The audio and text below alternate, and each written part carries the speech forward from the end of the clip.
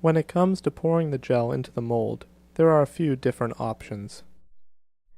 These are two common types of gel electrophoresis setups. This gel plate is square and has walls, such that it can be rotated with the walls on either side, as shown here, and pushed into the gel blocks.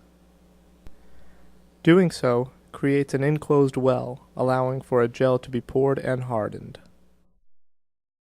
On the contrary, the gel plate of this box is not square and will not fit in sideways to allow for gel hardening.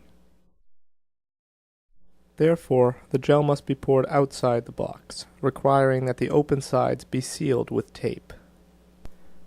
The best method for doing this requires only one piece of tape per side, making sure that a seal is created.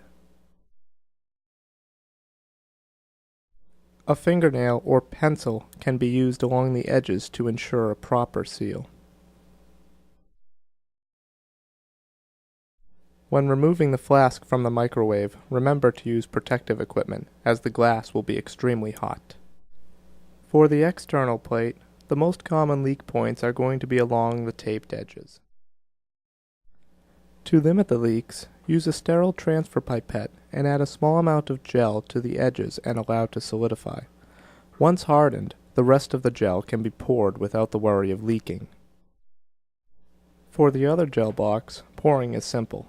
Typically, 40 milliliters of gel, or 5 to 6 millimeters deep, will be sufficient.